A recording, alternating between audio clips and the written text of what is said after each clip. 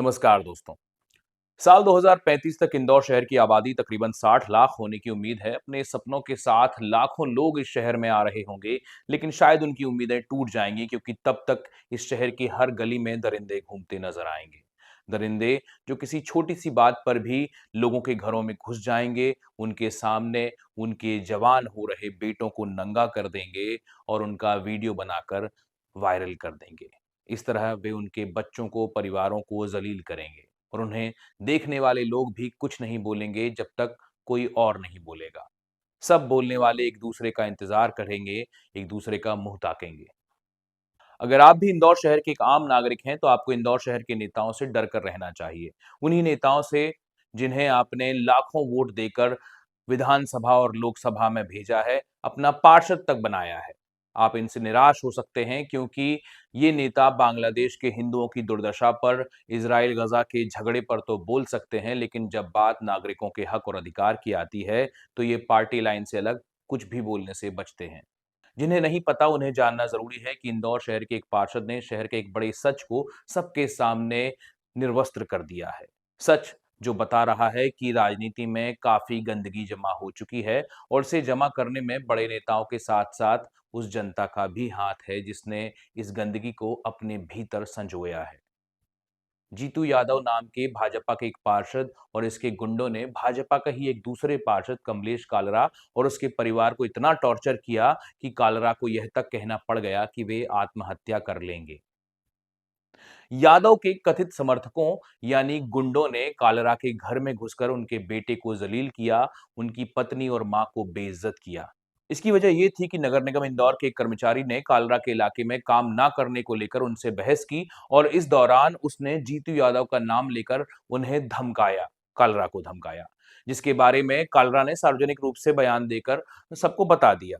11 साल की उम्र में पहला क्राइम करने वाले और अपने तकरीबन अब तक 11 अपराधों में ही आरोपी बनाए गए जीतू यादव ने इसे अपनी इज्जत पर हमला बताया और कालरा को धमकाने लगा।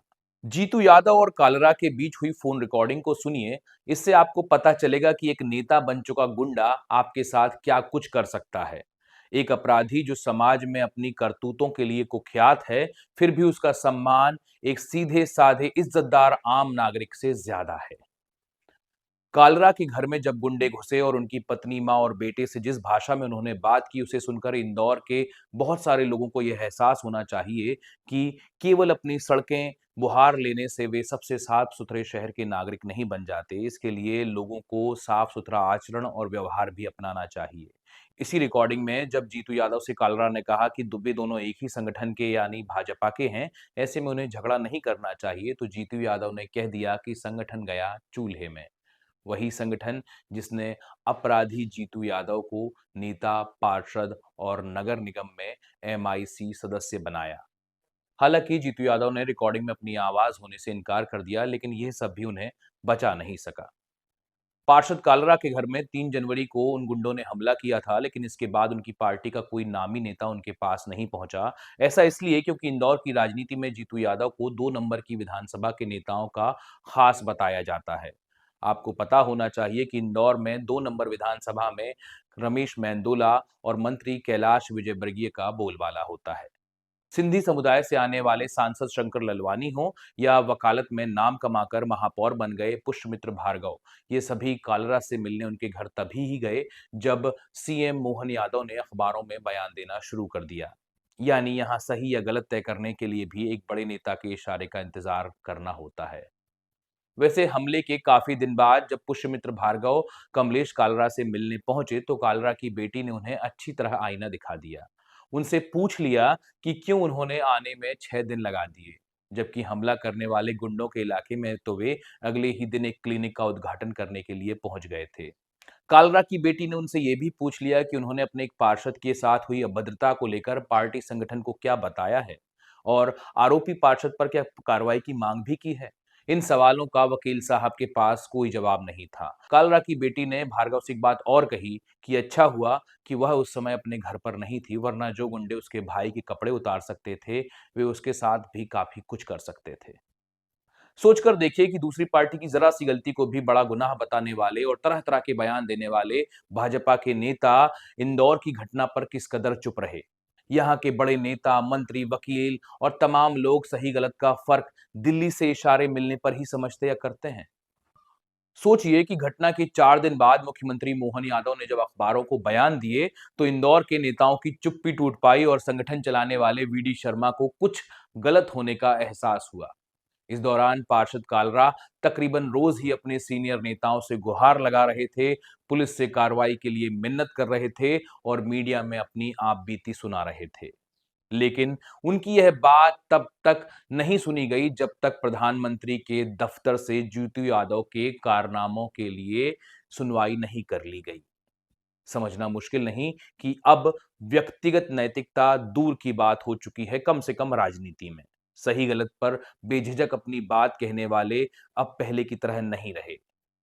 उन्हें कई बार सोचना होता है कि ये मामला पार्टी लाइन से अलग तो नहीं चला गया।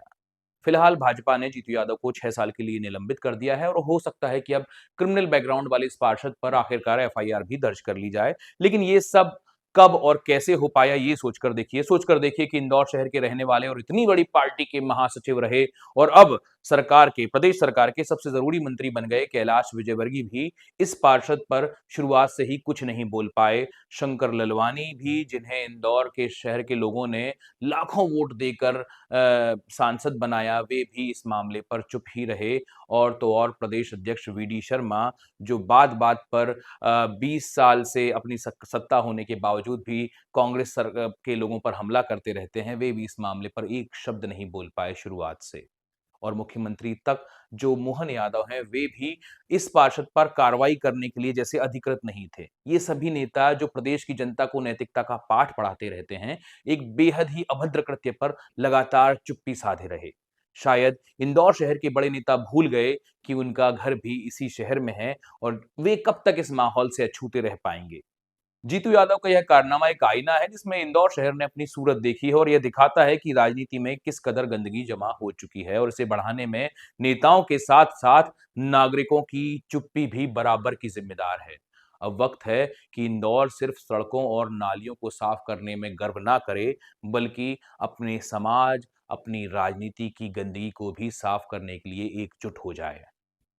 इस घटना ने इंदौर शहर के किरदार पर भी सवाल खड़े कर दिए हैं, राजनीति में समा रही गंदगी को उजागर कर दिया है और सबसे ज़रूरी आपको सोचने पर मजबूर कर दिया है कि जब सत्ताधारी दल का एक पार्षद अपने ही साथी से सुरक्षित नहीं है, तो यहाँ आम आदमी के सम्मान की, उसकी जान की कीमत ही कितनी है।